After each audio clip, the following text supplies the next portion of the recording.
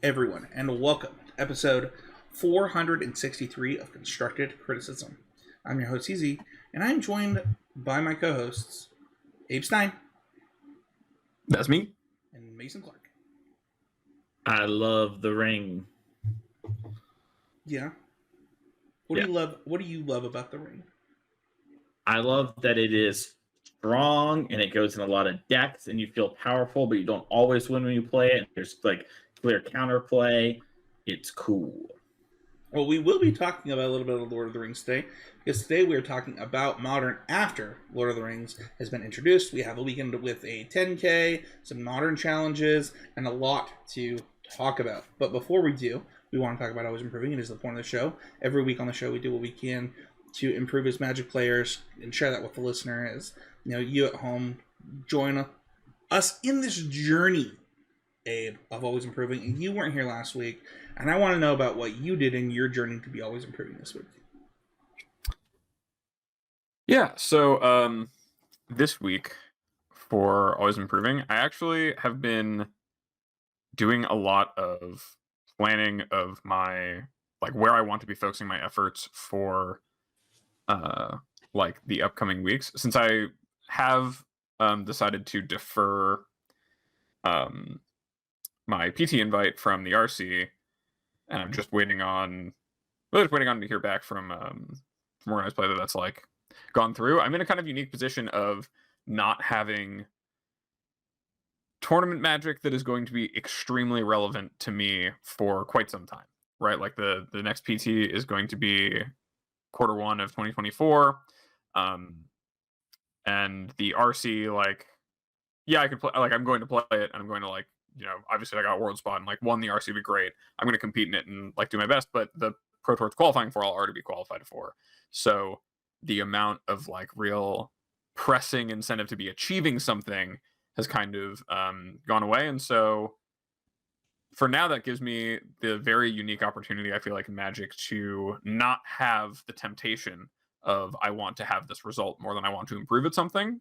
And so I'm really going to be making the most of and thinking about making the most of the time I have between now and like 6 to 8 months from now when I'm playing, you know, my first Pro Tour in multiple years. So, yeah, just really like taking in that realization, working with it to figure out where it is I want to improve. Like I'm really restarting my own coaching process with myself, where I like go through my Fearless Magic inventory, figure out where I want to improve, how I'm going to approach that, and getting the steps in motion to be doing more with this opportunity I have. So that's what I've been doing this week. That's awesome, man. It's always nice when you get a moment to like take a step back in games like Magic, where you know, sometimes you're so involved in the grind that you know, what's the term? You can't see the forest through the trees, and to kind of like get to, you know, immerse yourself and enjoy that that process is really fun. 100%. Mason, what about you? My improving moment this week comes from sort of the lack of cards on MTGO. So I really wanted to play One Ring and Halfling, and I even had a couple Orcish Bowmaster decks, but I couldn't rent those. But I could get the Living End cards, the commons, and there was a lot of good results with 14, 15, 16 land Living End decks. And I was already telling people in coaching and writing and saying that, like, hey, I think Living End's well positioned right now. And I was like, well, Living End, you know, maybe just got at minimum, you know, we'll probably put one of these in our deck, you know, even if the 14 lands doesn't end up working out. I'm going to go play Living End. This is a great time to do it. It seems like it's strong, and this is a good spot for me to practice and work on this deck, which is a deck I don't normally play a lot. And honestly, you know, I could very easily pick up the uncommons I need, but it's not something that's like, unless I think it's the best thing for a tournament I really care about, I probably won't play in any local Modern events, despite thinking it is very, very good, because I just wouldn't have as much fun as I would with something else that's maybe a little bit worse. So I decided to spend the time and stream that and interact with chat, and I had a lot of people who play a lot of Living End come in and kind of help me and talk me through something like, this is what sideboarding looks like. Because I don't know if you ever sideboard the Living End deck. Once you get past kind of card number 2, it gets really big into like the, whoa, what are we doing to still make our deck work kind of situation. And I learned a lot of little things about the deck and really enjoyed my time playing Living End, a lot more than I thought I would. You know, I just mentioned how I probably wouldn't play in a bigger event, but I did have fun with it in a very similar way I do with Mono Green, where it's like optimizing for every turn, thinking through ahead, setting up the game plan, which was really fun. And playing a 14-land deck was a real novelty. I don't think I've ever done that in any format, let alone, a constructed one. And it was nice. It actually felt really good to be playing like a low land count with a high number of land cyclers in a way that I was not expecting. Yeah, I think the last time I played a 14-land deck was Mono Red and Limited in years ago. So yeah, it was good. I was going to talk about it later in the episode, but yeah, it was nice. What about you, Spencer? Yeah, so last week on the show, I kind of talked about the, playing Explorer and trying to, just in the time that I had, to get my bearings on Monogrid and try a bunch of different stuff out and get to a list that I was really comfortable with. And on Thursday during our team testing, with my friends in the cut, we were coming up with a list, and we ended up just on the list that I had in the deck box, in front of me, just from process of elimination, things that we liked, things that we didn't like. It was really interesting, and from that testing, I also learned something that Mason and I kind of talked about last week is that when you're playing something like Explorer where you don't have Oath of Nissa or the Chain Veil, you get to learn more things and try more things out. And from doing that, I saw opportunities to combo off in different ways that my teammates did not see, whether if it was infinite Prelude Chronos tokens or getting infinite mana before we get the Chain Veil so that we can actually get the Chain Veil and still combo off that turn later in the turn and stuff like that. And it was an always improving moment in when I had to explain what I saw to my teammates who didn't see it, and also be comfortable slowing the games down and stuff, because I was not the pilot in this testing. I was actually the bird in this one. And so being able to say they were talking about a Chain Veil turn, and I was like, you actually with this exact you should have exactly infinite mana and life this turn. One of the things that's really interesting is my teammates and I don't really see testing the exact same way. So, for example, they didn't want to go make a bunch of mana and gain a bunch of life because it was MTGO. And that is primarily, for example, where Quentin plays most of his Magic. He wanted to figure out if there was a faster way to win without having to, make 2,000 mana. So we actually got to even go further down that turn into okay, well, if you make this much mana, grab the Chain Veil, what are your options from there? So it was really interesting. That's awesome. Yeah. Also, that makes me want to say that I hope that MTGO adds a feature where it recognizes when you've demonstrated a loop and allows you to complete the loop. That would be really cool. Just programming macros all the way in. Well, if you've demonstrated a loop 5 times, taking the same game action, you should be able to write code that says this can happen X number of times, and if X equals infinite, you should ask the person if they want to do it infinite times, or how many times they would like to do this loop. I agree that ideally that would be great. In MTGO's next life, perhaps. Well, no, they have a whole new team on it, so I don't know. I just think that'd be a cool feature.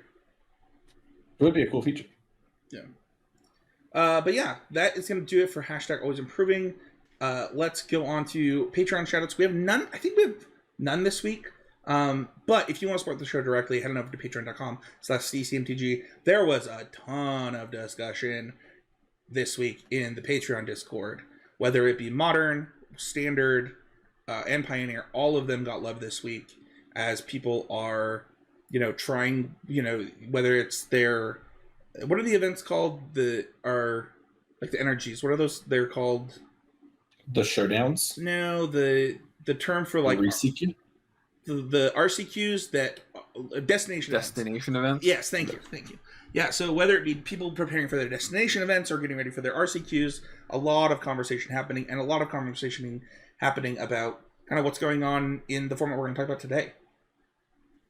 So it's been really cool to see. And you can join that Discord by becoming a patron of $5 or more over at patreon.com/ccmtg. Don't forget to check out the swag store over on the main site. That is a great way to support the show, while also sharing your love for it, whether it be a shirt. I'm getting a desk mat this week. I'm ordering a desk mat this week. Mason and I talked about that last week, and I was like, you know what? I'm actually going to do it because I actually want one of these. Nice.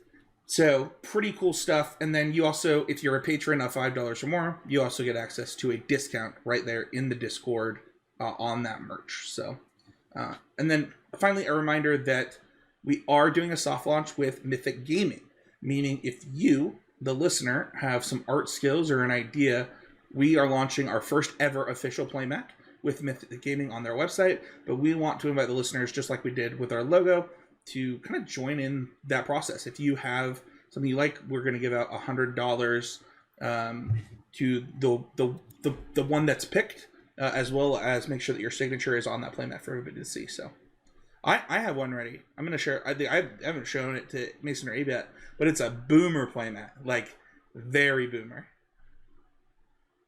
So Like Squadron Hawk Boomer or like yes, like that Mongoose there Boomer? that era of boomer. Yes. Okay. I'll send it to you during the show. So Not Wild Mongrel Boomer. No, it's not like a. It's not. It is very. It is specifically Jace the Mind Sculptor Boomer. And with the one. Oh, you mean Dad Ring? Yes, I was going to say. With the one, I was going to make the exact same joke. With the One Ring out, it's the perfect time to sunset Jace the Mind Sculptor with our. Can you imagine in like 10 years, someone's gonna be drafting a cube, and there's gonna be a pack where they have the One Ring and Jace, and some magic Zoomer of that or Gen Xer of that age is gonna look at it and be like, "Yeah, I just don't know why I take Jace ever in this pack. You should probably just cut it for the cube." Dude, and some boomer's heart just dies. As the card thing gets- is like I remember Power Cube drafting for the first time, and we were like debating how many cards you would take over Jace the Mind Sculptor. Like just straight up, it's like the Power 9, maybe not Time Twister, Jace and Karn and Soul Ring were like the options, and that was like it. I'm so old. I feel that in my bones. Then today on Twitter, somebody's like, yeah, so like the One Ring invalidates Jace the Mind Sculptor, right? How did we ever play this card? Oh, man. Anyway, if you have a playmat idea, shoot it to ccmg.info@gmail.com and let us know.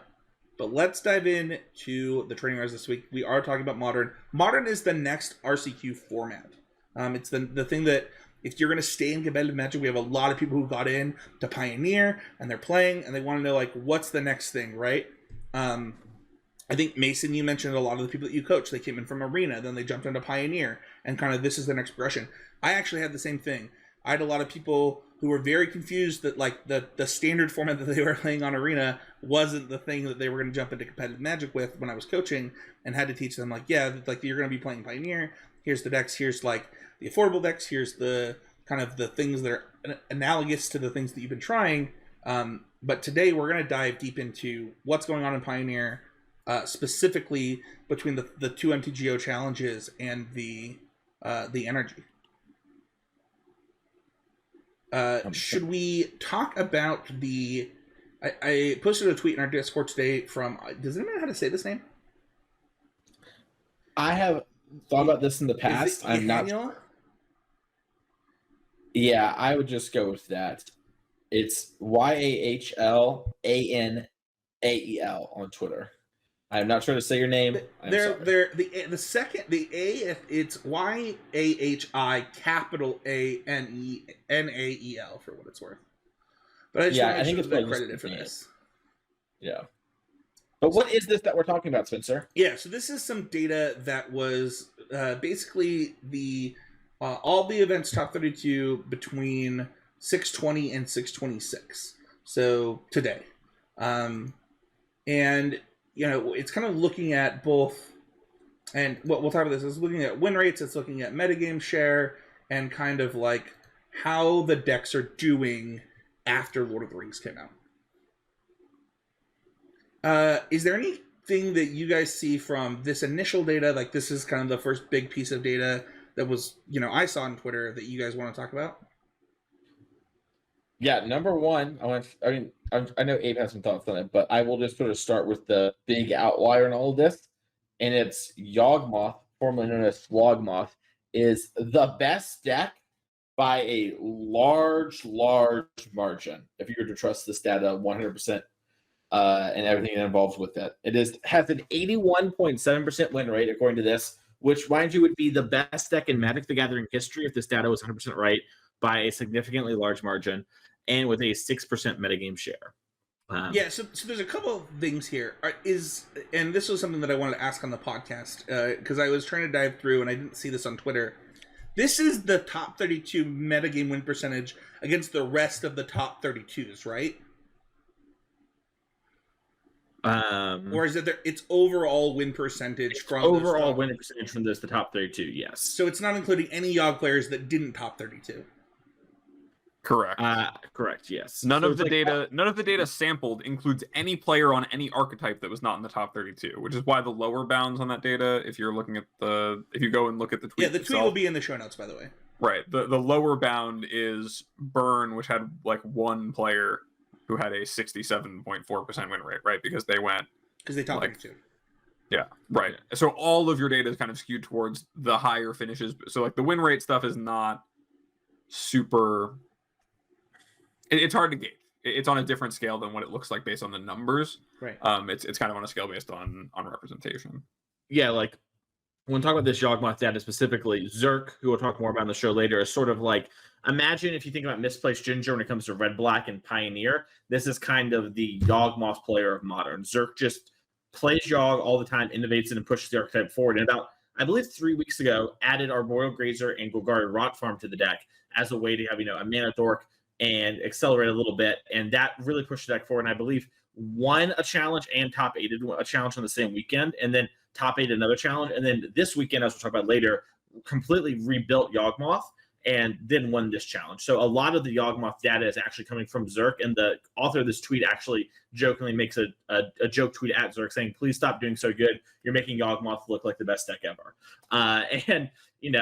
Zerk is really carrying a lot of that weight because, like we mentioned, only the top 30, like only if you make a top 32 does data get shown, because they can't really find that data on MTGO anywhere else. There's like 300 people in or whatever. We don't know about all the Yawgmoth players that didn't do well and all the Tron and blah, blah, blah. So, well, that's actually that's actually the piece of data that I wanted to talk about next was the One Ring in Tron.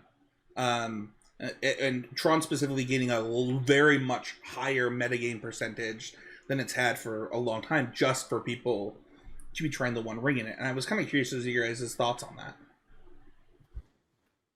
I think the One Ring is very good in Tron. Tron sort of has a problem where you are very good at doing or getting your mana, and then you need a thing to do. And the Ring is a really good way. Like, all right, you've got Tron mana, you can play this thing and get sort of a couple of redraws at a big thing. And when you find the big thing, you sort of take over the game. So I think the Ring makes a lot of sense in the deck. And I think we're going to see the Ring in all the Tron variants, like E-Tron, as well as a deck that has a similar-ish problem. Maybe we wouldn't play 4 in the main deck, but I think we're going to see a bunch of this. I'm curious to know what Abe's thoughts on this are. Yeah, I mean, I think that's something that's been kind of the case for Tron forever, is that the better that your Tron deck is when you're not able to just assemble Tron, or like your Tron mana is getting interacted with, or like there's a Blood Moon effect or whatever, the better your deck is at operating under those conditions, the better your deck is. And the more that people are trying to do things like play a more prolonged game in order to take advantage of cards like the One Ring, the better Tron gets as well. So it's kind of gains from both ends. And the One Ring itself, Tron has ways to get rid of the card, ways to gain life to mitigate the burden of it, and a ton of ways to use a ton of cards and color, and has a ton of colorless mana to use it. So the card just fits really, really naturally.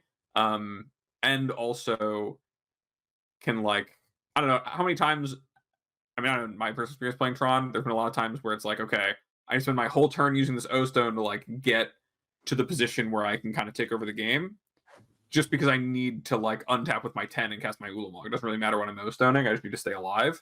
And the One Ring kind of does all of that effect and more. It just plays a lot of different roles to help out the Tron deck, and any amount of Tron variants is gonna benefit from that.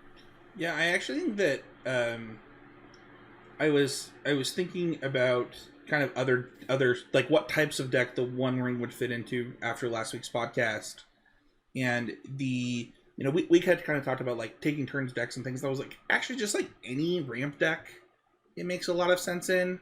that's like actually either like a ramp deck or a big mana deck. Like one of the decks that I thought about was like, does this? I know this is an age-old question. I'm gonna get so much hate on Twitter for saying this, but like Big Red was a deck that came to mind as like, that's a deck that often needs a lot of cards. It needs turns. It needs like that type of stuff. And naturally, like Tron, Mason tried to tempt me with Scape Shift today. I just think that like those style of decks are kind of where it fits the best. 100%. Also, I think, on your big red line, Fire's Invention into the One Ring is a pretty powerful 1/2 buckaroo. Yeah, absolutely. Yeah. Oh my god.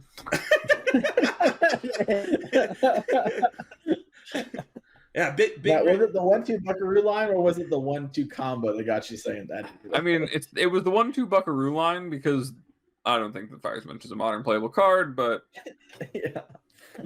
I don't either, but it is a card that big red decks play. So yeah, I think that let me I'll say this. If you've ever registered Bloodbraid Elf outside of Boomer Jund, this card is probably doing a much better thing at what you were trying to do in that Bloodbraid Elf deck. Yeah, we actually saw the Ponza deck do pretty well with some 5-0s and some pretty deep runs and challenges where, they just go like Arbor Elf into like Utopia Sprawl, play the ring. Yeah, that makes a lot of sense. Pump out, and it's a thing where the ring kind of asks you to have like a lot of mana. This is something that I think a lot of 4-color players didn't understand when they built their decks or the energies this weekend is when you have the ring in your deck, you need to have ways to dump the cards and use them. So the evoke elementals are stronger, and actually cards like Risen Reef are better than Nissa because you want your 3-drop thing that bridges you to actually get a land to have that mana each and every turn to reuse. So I think, we're seeing some growing pains as players get used to sort of what is it like to play with the ring, and what does the ring actually ask of you. You know what I love about podcasting with you two? I make a joke about the Ponza deck. I don't name the Ponza deck, and Mason continues the conversation naming the Ponza deck. I think the Ponza deck is great. I have like I have a lot of 5-0s with Gruul on Magic Online. It's like kind of my pet deck to go back to. I just don't play like Bloodbraid Elf and Friends. I do have always main deck Bone Crusher Giant, which stops the One Ring, and that's all I'll say on that. We can move on now. Are there any key results? I mean, should we talk about the Zerk deck really quick? Yeah, we definitely can talk about the Zerk deck. So the Zerk went and kind of redefined Yawgmoth this weekend, or at least a new variant of it. So what Zerk did is went in there and took cards like Stranglergeist and Eldritch Evolution out of the deck, and then added in the One Ring, Halfling over some of the like Birds of Paradise, and then added Orcish Bowmaster, and kind of created like a black-green mid-range deck with a combo in it. And so there are less ways to sort of pop off and do your like bounce at Undying Creature because you only have the 4 Young Wolves.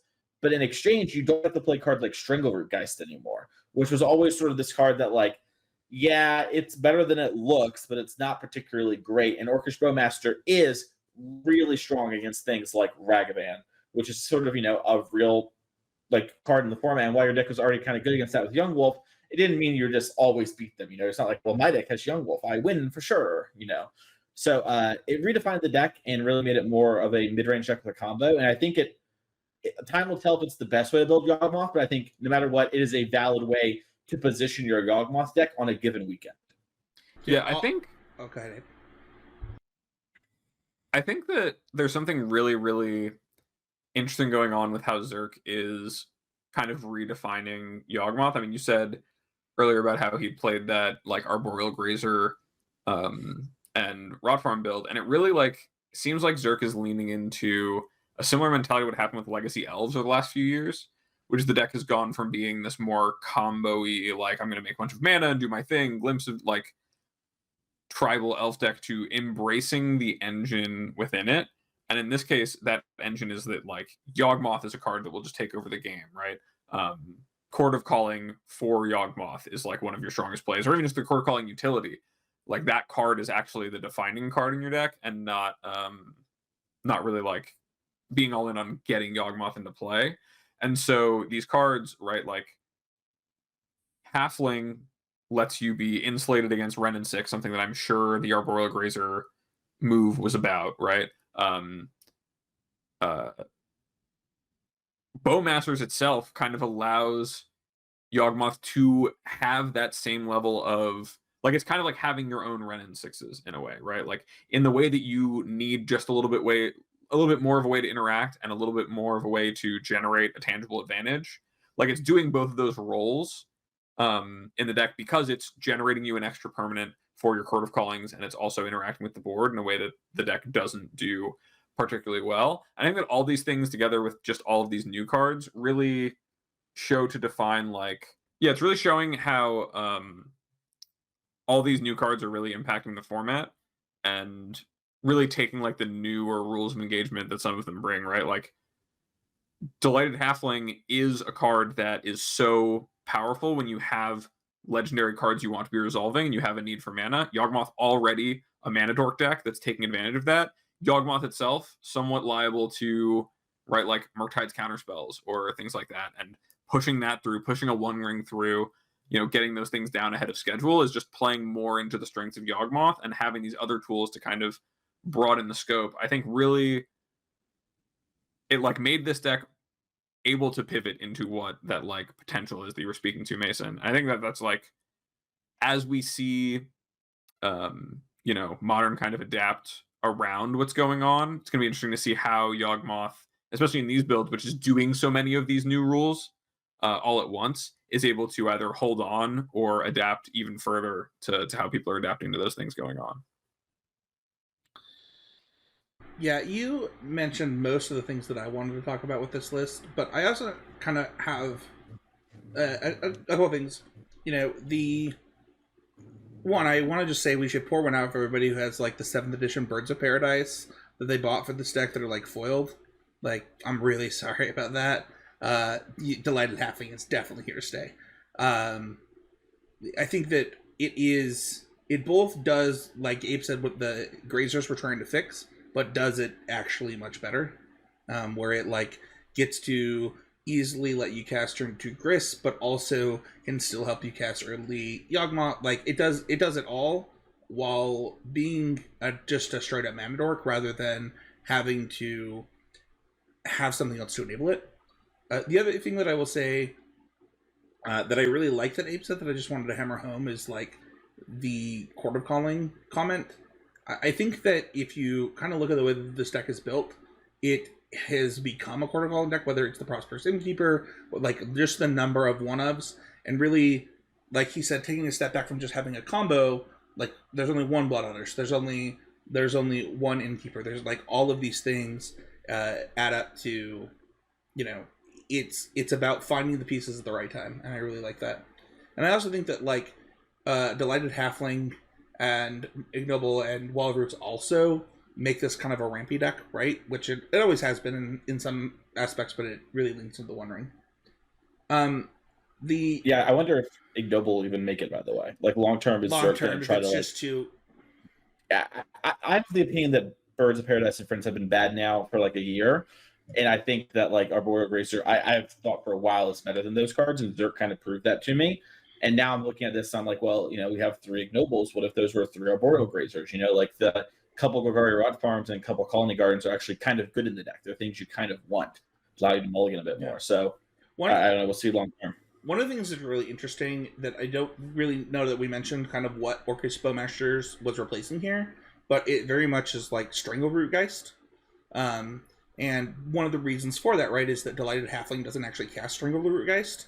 And so, making sure that you have the right mana is really important. The other thing, though, is that Orcish Bowmaster already does something that Strangleroot Geist already did that's really important, which is keep your creativity matchup insane. Like, actually one of your very, very, very best matchups. And what's really interesting is the second best performing deck, according to the data, was Creativity, which a lot of people think is the best deck in Modern. But that deck gets dumpstered by this deck. Like, I don't know if the listeners have played that matchup, but it is literally the worst matchup in Modern. And I think that Orcish Bowmasters only makes it worse. So.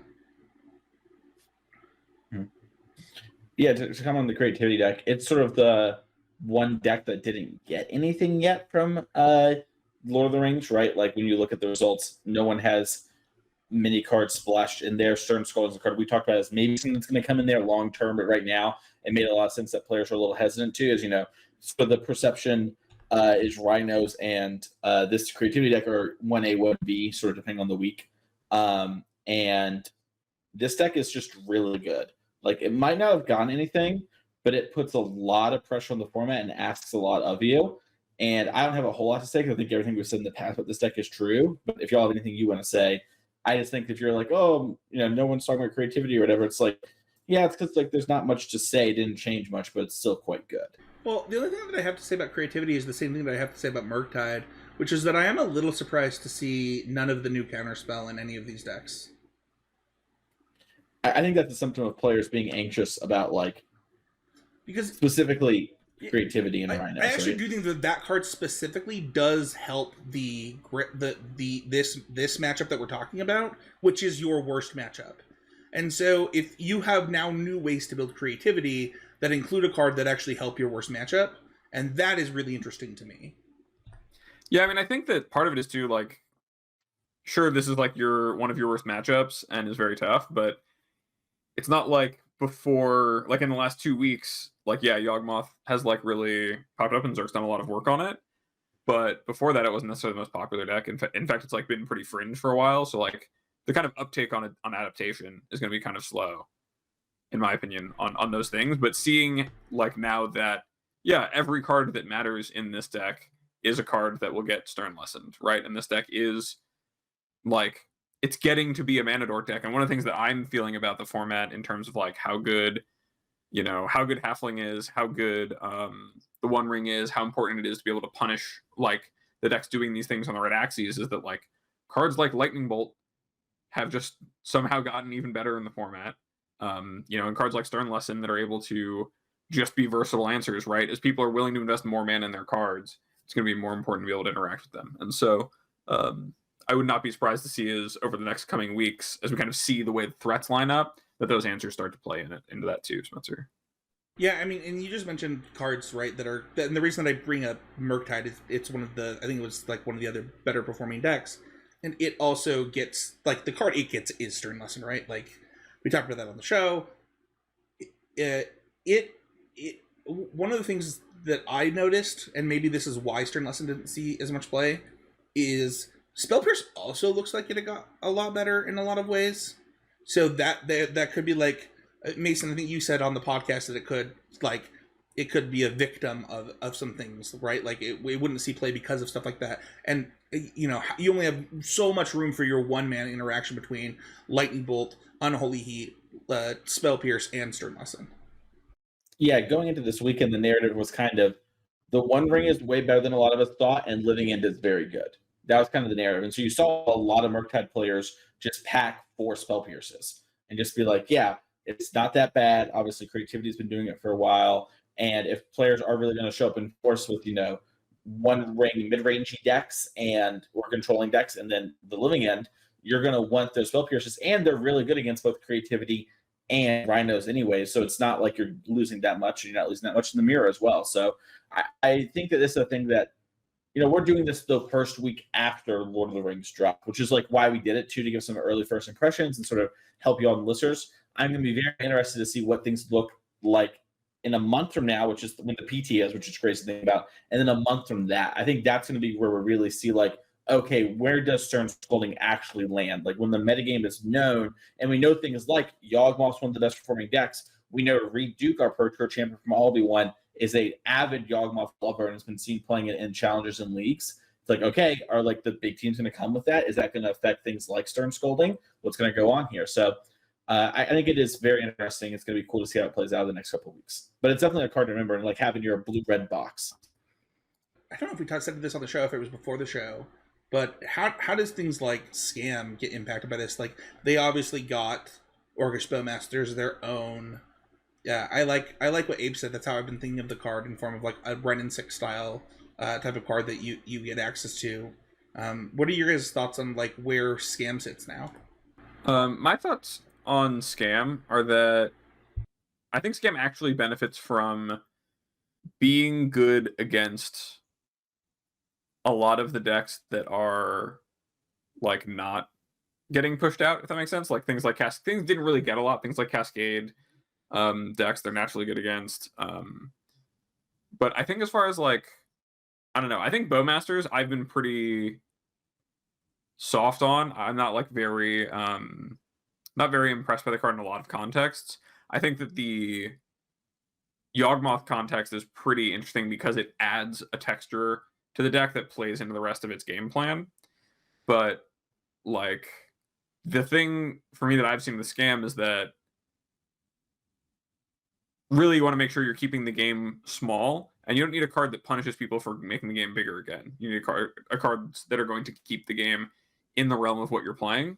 And I think it's just the best at doing that. And over the weekend, like on Magic Online, we saw that it was really successful in that, right? It was really successful in being efficient at punishing whatever people were trying to do. Although I do think it still has the same kind of vulnerability to like games that drag out and then the One Ring resolves. But in the games that it's able to keep in its wheelhouse, I think it's like one of the stronger decks. And Blood Moon was really well positioned against just all of the 4-color, like 4-color, the One Ring is my catch-up card decks, because as good as those decks are at using the mana and at generating it, they're not, if they have all mountains, they can cast a One Ring, they can't cast anything else. So yeah, I think that Scam is like Red Aid, then the mountains.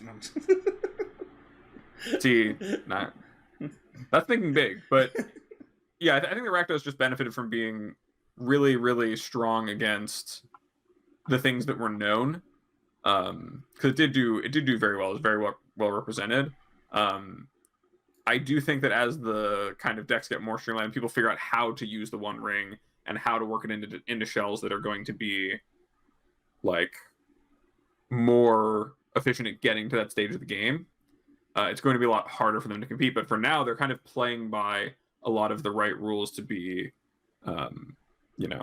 interacting with the format in the right ways. So one thing that I noticed is that Happy Sandwich was the best placing Hammer Time deck once again, but there were 4 in the top 32 of the challenge yesterday.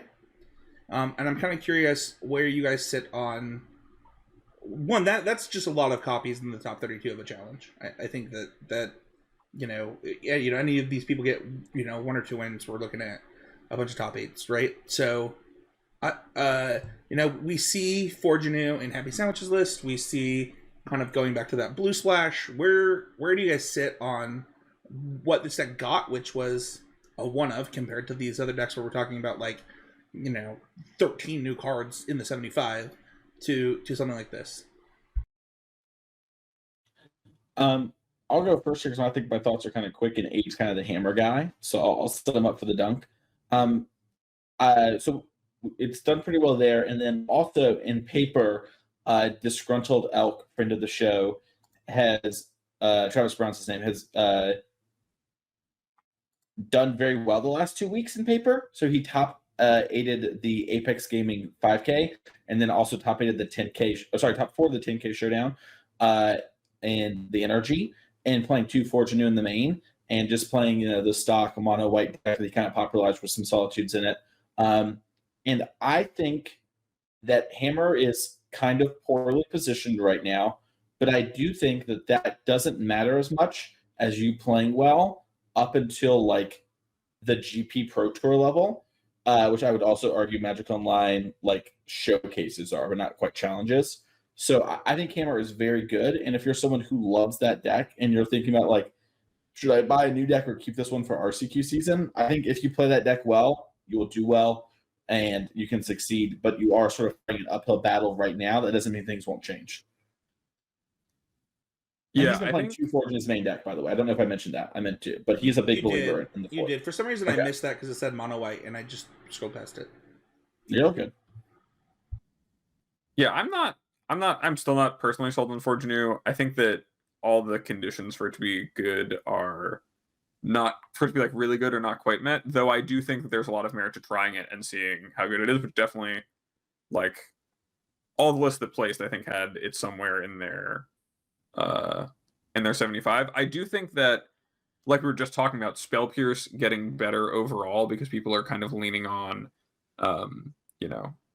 doing a little bit more that's vulnerable to it in general means that Hammer cannot be too bad, in my opinion. Like, Hammer can never be too bad because it's just a really, really strong like deck of threats, and the more sorcery speed things that are being put into people's decks in order to, especially like the One Ring, there could be a lot of times where your opponent is just like, well, I'm kind of treading water. I could like leave open my mana, but I'm probably losing the game in a couple turns of this Urza Saga if I don't make a move. So I'll just jam my One Ring and like hope it sticks so I can get the untap. And if you're ever spell piercing in that position, like you're going to win, right? They're tapped out. They didn't get anywhere, and you're gonna be able to untap all your mana and just go for it.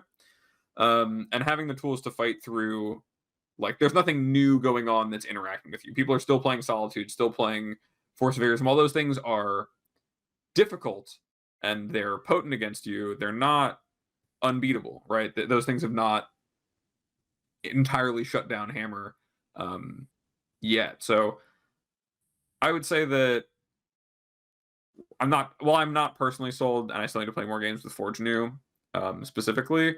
Just in general, like, Hammer is, to Mason's point, if you're playing it well and you are, you're executing effectively, it's never going to be a deck you can't count on, and I think this weekend showed that, right? No matter what's going on around it, it's going to have the raw power to punch through that in ways that are meaningful, and the new tools only serve to give more options to respond to what's going on around it. I also think it's very punishing. Like, if you like Forge New, Hammer in general is punishing, but Forge New adds a new layer of complexity with the instant speed equip once on board that I think is like possibly helping, where it's like players are stumbling against this new thing. I'm not saying that that is a strength of stuff, but I also think it is like adding to like, wow, this deck is hard to play against and becomes extra hard to play against once we have instant speed Hammer equips added to the equation.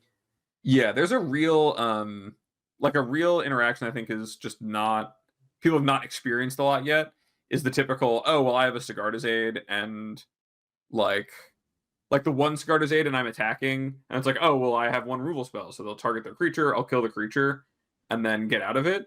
If you have a Forge New and a Sigarda's Aid, it's basically like having two Sigarda's Aids, but it beats Solitude. Like, they can, you like snap a hammer onto something, and then they Solitude it, and then you can just still, before damage, move the hammer over. And that alone has started to make me move the needle on Forge New itself. Like, being able to have your first equip not be an actual equip activation, and then following that up with an instant equip activation, just creating another layer of, you need to interact with this, on top of things being really, really potent. So yeah, so there's problems for the card. It just depends on the interaction. It's just like another, taxing their suite of cards, right? Yeah. It's another onboard thing that forces. It's another piece of the puzzle that keeps your House of Cards from falling. So, you want to say anything about Breach before we move on to kind of modern RCQs, Mason? Yeah, Breach got a lot better. The ring is very good. We saw Corey Baumeister win the Friday challenge. The ring, Breach has always been a deck that has a fair game plan that's pretty good, plus a combo kill. And the One Ring does that, but also adds a new combo to the deck, where now if you have Grinding Station, you can sack that to your ring, and then Emery casts the ring.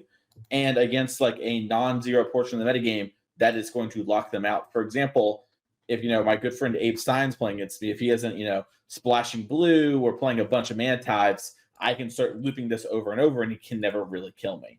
While just being a card when I have my fair deck anyways. So I think the One Ring has been a big upgrade for the deck, and something that if you're a Breach head, I would definitely look at playing at least 2, probably 3 in your deck. Cool. Anything that these some of our listeners that are maybe newer to Modern should kind of know about this format? We'll do a deep dive in Modern before RCQ season. But anything that you guys think that we should kind of cover now, if they're starting, like if they're wanting to play locals to kind of get used to this, stuff like that. Abe, I'll start with you. Oh, Mason, go ahead. But I had like 3 things that really jumped out to me. First is there's a narrative going on in Pioneer that knowing your deck matters a lot, and it matters more than actually what your deck is. And while I do not believe that for Pioneer, I 100% believe that for Modern, especially at the local RCQ level, where there are so many interactions, and understanding what's going on and playing proficiently will get you further than the raw power of your deck will a lot of the time. And we see this where Modern is a format where traditionally players who are dedicated to Modern outperform pros at the big events outside of, pro tours where only pros play essentially. And we see this happen over and over again throughout history. I think it will continue to happen. So if you have a deck that is a solid deck, like what people might call like a tier 2 or up deck, and you just play it a lot, it doesn't matter if it's not the best position deck like Hammer we just talked about. Hammer has some real problems. It still can easily win these things. And you playing well matters way more than anything else. And it matters to all of Magic, but especially here where you have so many plays available to you on the first turn. I think people think Modern is a format that traditionally, when you talked about it in the past, there's some old like stigma that it is a turn 3-4 format. It is not that. There are decks that essentially win or do win on turn 4. But for the most part, Modern is very interactive and very back and forth and grindy. And your deck should probably be trying to go over the top of that or engage in that in some unique way or have some trump for that. And then my last thing is Modern has so much going on that if you're thinking like, oh, I've played a little bit of Modern in the past, or you're new to Modern and you have like a Mana Traders or Card Hoarder account, I suggest getting some Modern leagues in now just to get your hands on the cards. So I've had a lot of people who I've coached for a long time who are starting to like, what should I do to prepare for the future? And it's like, well, if you really want to prepare, try and work at least one Modern league in a week where you can get your hands on just the cards and get used to stuff. And I've had so many people come back and be like, oh, I didn't know this interaction at all and got me, but like now I know, and like there's a bunch of things like that we could do a 4-hour podcast on, just giving you tips, and we would get through about half of that stuff. So getting a feel for it, I think, matters a lot. Those are my 3 big things.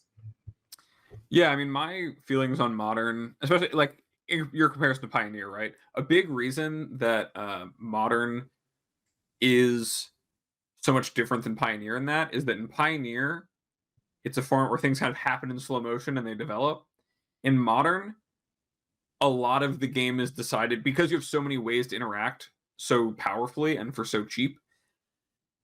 Every mana you spend and every interaction you take at the right time, like all these things add up in terms of what you're prioritizing, and you have so many more opportunities to make a decision that if you're not really familiar with the minutia of what the best decision is versus the second best versus just a good decision, it will all feel like you're losing for no reason, or like things are getting away from you because you're not super familiar, you're not evaluating those things. But any of the, if you're a reasonable deck gamer in the format, to coin Mason's favorite phrase, if you're just picking a deck that is good, I mean, we've even seen it with a deck that we used to kind of talk down a bit on, like Rhinos in the past. But even Rhinos, now that it's had weeks where it was well positioned, a bunch of strong players picked it up, Rhinos was like a deck that was like, oh, is this like one of the best decks in Modern right now? Is this one of the top 2 or 3 decks to be playing? And that's really a testament to the players who understand it showing off the power of the deck, right? It's operating on the right power level, and as long as you're making the right decisions, that deck can compete and can compete at the highest levels that there are. So, keep that in mind when you're picking a deck and when you're looking at the format, is that as long as what you're doing is in the realm of what you need to be doing in Modern, figuring that out and understanding the games you're playing is going to be much more important than anything else. Unlike in Pioneer, where if you're not intimately familiar with the deck you're playing, you might be able to play something else that's on a very similar power level, but does things a little more linearly, or a little more, or even like outmuscle more of your opponents just with the cards you bring to the table. But there's not that room for that delta as much in Modern. Yeah, I think you're, to jump onto this kind of transition, right? We're transitioning from this Pioneer format that everybody's playing to qualify for RCs. We also just came from, a Pioneer RC itself.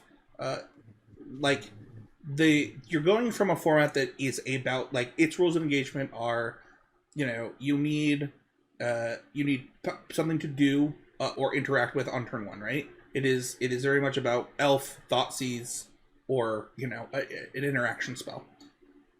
And you're going into a format that its rules of engagement are much more about resource management and understanding an understanding of key turns, like and interactions.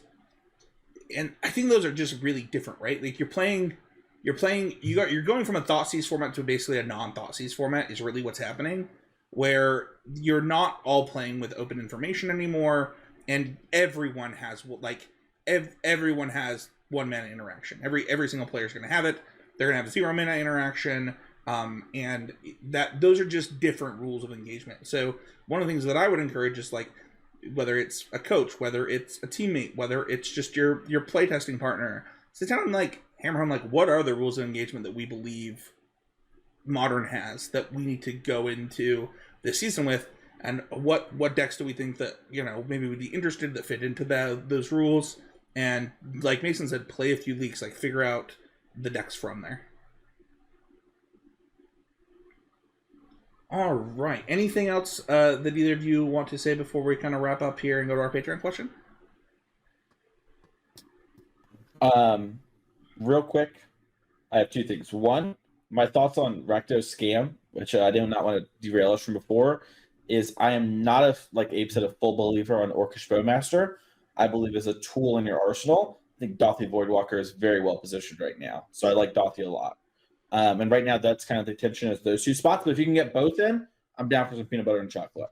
I also think that deck is really good, and the name Scam has players doubted a lot, and that you should just play it as a normal mid-range deck. And then if you mulligan to 5 and your 5 isn't good, you can go to 4 and still win. And you should just go to 4. Even 3s you can win on. And I've done it myself. There's that. And then my other thing is I think Rhinos is good. And this was a thing that we had on the past. I think Rhinos was bad historically. And I think part of the reason it was bad is it was built poorly and the meta game was different. And now players have figured out a better way to build the deck with a bunch of main deck mystical disputes and Murktides. Going back to that technology, I think really helped that deck.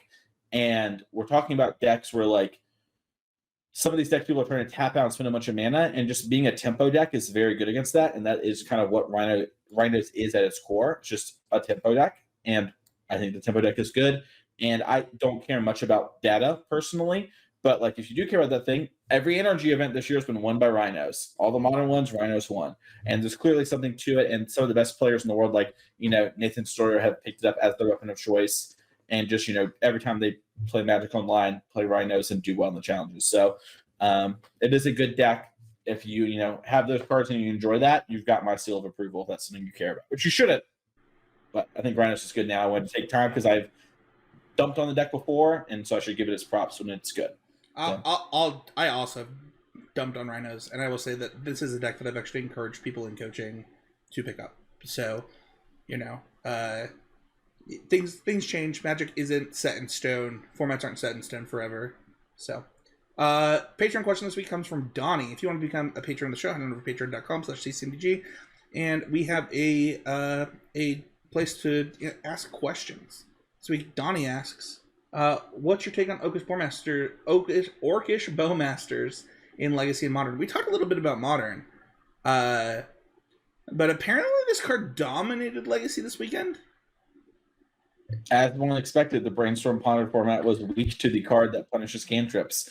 And it did. I actually got to commentate the Legacy NRG, which you can go check out on their YouTube channel. And the finals was Dimir Shadow, with threats being Baleful Strix, Shadow, Delver, and Orcish, versus the Golgari Elves deck, essentially.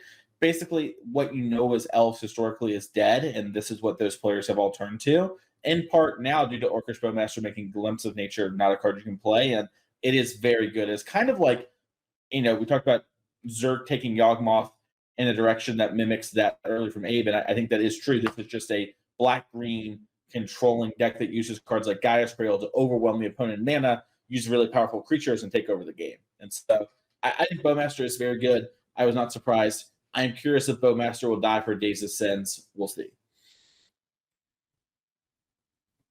Wait, die for which sins? Days of Sins. Oh. Like a bunch of cards have just died because Days is like part of the format, and so is Brainstorm, and they're just not going to ban those things, which is fine. But I think some cards have been banned just because they're too good with those cards, and that's fine. But we'll see. I'll just say what I said when I was texting Mason yesterday that I've been pretty high on. Looking at the format, I already was high on the Death Shadow decks as a thing to be doing in Legacy again. And I think that card is really, really good in that deck. One, because it turns on your, like, it's so good. It's so good. I don't have any, like, I think, one, that people get really upset when their favorite format is disrupted, right? But I actually think it just makes those formats more fun. It gives you churn, right? It does stuff like this. And I think Orcus Bowmasters is a really good inclusion to really, like, punish Brainstorm decks. Yeah, I mean, I'm cold on the card in Modern because I think the biggest applications of the card are to be like, it either has to be really getting value off of the ETB, and like 2/1/1s doesn't really feel like that to me. And like, I guess dealing a damage has to be like the good part there. Or in Legacy, I'm like very high on it because Legacy is a format where they haven't had to pay the Renin 6 tax in years, and now this is a card that is effectively enough in a format that's already so defined by like a game of increments, because it's so easy to like do so much for so little mana, and your cards are like your most important resource. So anytime you can get up a card or up the right cards, like that's why Brainstorm is so good, is that you can operate on very few resources and always have the right ones. And it feels like drawing a bunch of cards. This card just actually does generate more resources and take exchanges that are not typical of the format, right? It's like, it's good. It's a card that is good against the blue decks and good against the creature decks and good against like just about everything. So obviously going to be good there. Modern, I'm still not sold. I think unless Modern becomes about drawing cards in a raw sense, I'm not going to be too like the One Ring. I think if they're drawing that many cards, you're probably already dead. Yeah, you probably are. I do like that. I do think it is good in Yawgmoth, but I basically echo your Modern opinion. It's like in Yawgmoth, 2 bodies and hitting something is kind of nice because you can like flash it in, shoot something, sack a body, make it smaller, sack a body, make it smaller, draw 2, and then now you're like a 3/3 pretty easily. And so you would play a really good dragon fodder in your deck that's built around getting Yawgmoth into play with Court of Calling, right? Like those are all things you want to be doing. Otherwise, that's like why I'm not so high on it on Scam, is like, unless someone's really trying to like draw 2 cards a turn against me and I'm going to start getting value out of this thing, I want the game to be small. I don't need something that's going to punish them for taking the game big, because I don't want them to do that in the first place. If you want to join the conversation, head on over to the Patreon Discord or the public Heezy Game Media Discord. You can also leave a YouTube comment. They get right on the show. If you have questions or things like that, leave a comment. It's actually a great way to support the show, as it helps the YouTube algorithm a ton. So if you get the chance, leave a comment. It helps a lot. You can also follow us on Twitter at CCMTG. You can also check out Sam Black's podcast, Drafting Archetype, over at Constructive Criticism. Like, sub, comment, review. It really is the best way to support the show. Hey, where can people find you? You can find me over at twitter.com/morenothings. And you can DM me there or email me at morenothings@gmail.com for inquiries about coaching. I still have about 1 spot opening up, and I'll be like resuming doing a lot more sessions come mid-July. So, Mason? Find me over at twitter.com @MasonEClark. I've been streaming on Twitch a bunch recently. Actually, I had Abe join me on stream this past Friday. It was pretty fun. We watched the Japanese RC. That was a good time. I'm going to probably do that for the Pro Tour as well. So you can find me doing that and playing Modern Leagues and a little bit of Pioneer at twitch.tv/TheMasonClark. If you're interested in coaching, that is my full-time job, and I've got a couple good spots right now. It's the best time to hop in on sort of, Modern season is to get your leg up. So reach out to me there. You can reach out to me in email at masoneclark@gmail.com. Put coaching in the description. That way I don't miss you. I unfortunately did miss one of you the other day. Luckily I got back with you, but I try my best to not miss those things, but so much spam. And then Twitter, Mason E. Clark. Mason E. Clark, you can DM me there and we can discuss things, as long as Patreon is another way to do that. So, Spencer, where can people find you? Yeah, you can find me on Twitter at Spencer13H. You can find me streaming every Tuesday and Thursday on the Heezy Media YouTube channel or Twitch channel. And then I do a weekly podcast about nerd culture, and then a monthly podcast about Smash Bros. And always improving at that. You can check those out on the Heezy Game Media YouTube channel. Abe, what did you learn this week? I actually did not know about the Arboreal Grazer rod farm stuff, but like hearing that really unlocked exactly, like just in that moment made it all click as to why Zerk built this deck that way. Like the looking at that thought progression between weeks was really really cool, and so I'm happy for Zerk. They are doing really good work on an archetype that really just constantly needs love. It feels like, so that was my big learning. Yeah, mine was actually just the value of Spell Pierce. Like, I had not thought too much about where Spell Pierce was sitting in the format in a while. Like, obviously, a lot of the decks like Creativity had started to play more of it, but I had not really put it together that, oh wait, actually, like, every deck can kind of just do this for a little bit and pressure the format that way. So it might, kind of going into getting ready for Modern, the decks that I'm interested in, the same ones that I've always been, right? Like Berktide and Creativity and stuff. So it will be interesting to kind of see how things can adjust. I also learned that when Tron gets a new card, people just always seem to crush it at events with Tron, which makes me think that like people just forget about Tron sometimes. Yeah, I think Tron has a similar thing going on that decks that lose to Fury do, where a deck loses to Fury and players play a bunch of Furies, right? And they're like, all right, I got my 4 Furies. And they're like, all right, hands down, hands up, I won't do anything. And then everyone's like, all right, no more Furies. And they're like, psych. And they start playing Fury decks lose to Fury again. And this is like a month-long process, as we talked about in the Discord, in my opinion. I think Tron's a very similar way, where it's like, you're trying to play 4-color greedy piles and interact a bunch. Karn, Ulamog, Ugin, you're dead. And everyone's like, psych, I'm playing Spell Pierce Ragavan. And they're like, all right, you got me. And we're kind of going through that cycle a bunch. But I think players are slower to pick up Tron because I think for a lot of players it's not as fun. And it's sort of like a thing that like gets down talked a lot. And it does have some weird, like, the less competitive the format gets, weirdly, the worse Tron gets because people end up having these weird cards that line up interestingly against Tron. So, yeah, I think Tron is often underplayed. As I think Scheme is underplayed. I think Reanimator is underplayed. I think these are all decks that like should be played more, but players just don't do. So, my learning from this week's show is actually I really liked what Abe said about Orcish Bowmaster at the end there with Dragon Fodder, and I had like internalized and thought about like, yeah, quarter calling it really matters, but there is something to be said about just like raw bodies, and I mentioned it with Colony Guard too, where it's like we're playing 1 Colony Guardian or 2 Colony Guardians with these 4 Rot Farms. This is like a similar thing where just having, that +1 mana like a Lotus Petal or something that even if it dies, it like, just generate a little bit or chump blocks. Those things really matter in the Yawgmoth deck when your life total is a precious resource. So having, 2 chump blockers against a big creature matters, or just having 2 things or a 1 card be 2 bodies for the Sacred Chord can really add up. So that was something that really kind of clicked for me in a way that I don't think I had fully realized all the implications, so we had that conversation. Awesome. Well, that's going to do is let us know what you learned in the comments here on the YouTube channel, and we'll see you guys all next week with another episode of Constructed Criticism.